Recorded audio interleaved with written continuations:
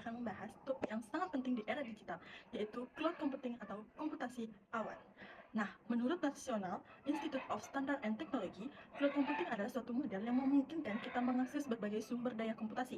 Nah, seperti server, penyimpanan data, aplikasi, dan layanan secara mudah, cepat, dan sesuai dengan kebutuhan, hanya dengan koneksi internet. Jadi, kita tidak perlu memikirkan server sendiri, yang dimana bisa disewa dan digunakan dari jarak jauh. Nah, cloud computing itu memiliki 5 karakteristik utama. Yang pertama yaitu on-demand self-service, yang artinya pengguna itu bisa menambah atau mengurangi layanan sendiri itu tanpa campur tangan penyedia. Yang kedua yaitu broad network access, di mana bisa diakses lewat perangkat apapun, baik dari laptop maupun smartphone.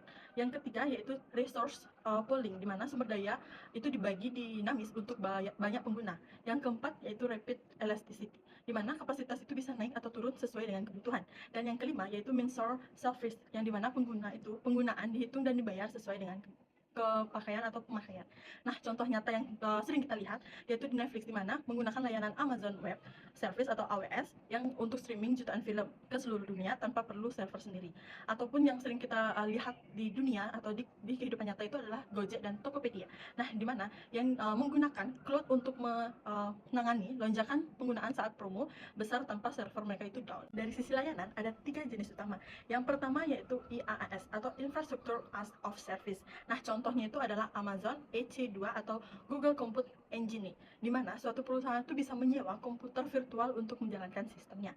Yang kedua yaitu PaaS atau kepanjangan dari Platform as a Service, di mana seperti Microsoft Azure atau Heroku yang menyediakan platform untuk developer untuk membuat aplikasi tanpa perlu mengurus server.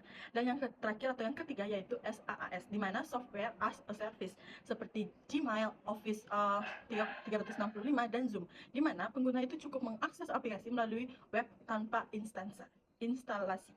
Nah, dari sisi model penerapan, cloud itu bisa berupa public cloud seperti Google Drive atau Dropbox yang biasanya kita gunakan atau bisa digunakan secara publik. Yang kedua yaitu private cloud, misalnya Bank Indonesia, di mana yang mengelola data internal secara mandiri untuk menjaga keamanan tinggi.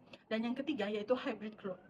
Contohnya itu yaitu Netflix, di mana Netflix atau Telkom Indonesia yang menggabungkan public dan private cloud agar efisiensi namun tetap aman.